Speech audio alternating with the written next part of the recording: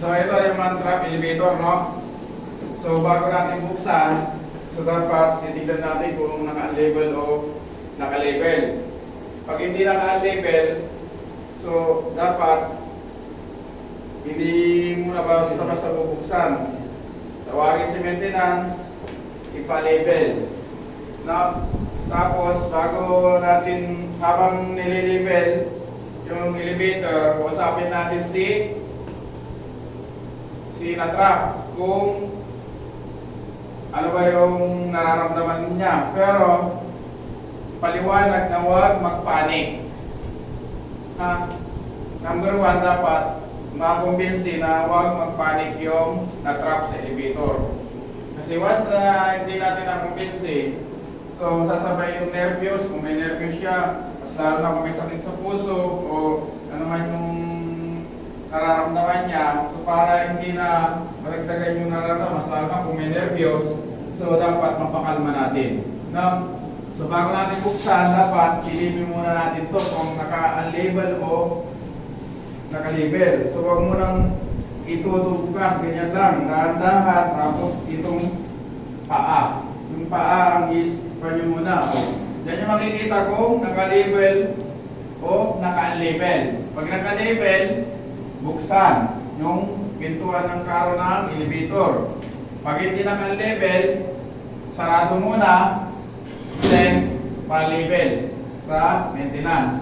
Pag naka-label naman, so buksan, dahan-dahan, silipin, isuot yung paa para hindi agad-agad bumubukas, and then bukas. Malinaw?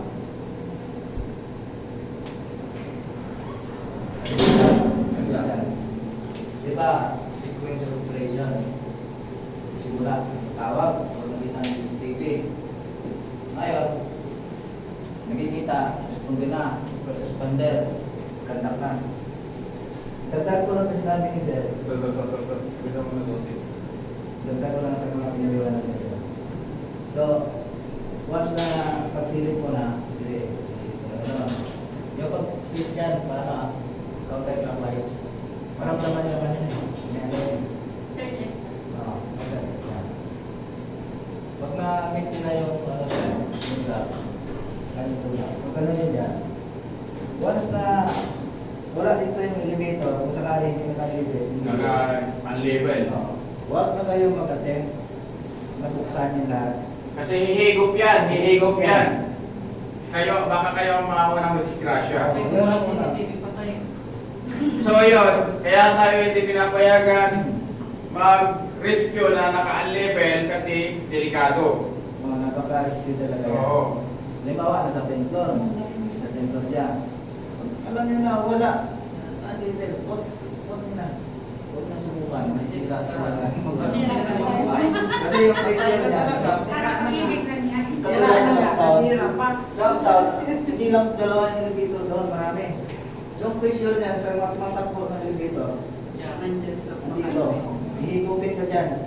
Nako, talaga naman. Kasi pag nasa taas yan, ang hangin, hihigop talaga yan. Oh, so gusto nyo subukan magbukas kung kaya nyo magbukas ng elevator. Oh, sige, subukan nyo.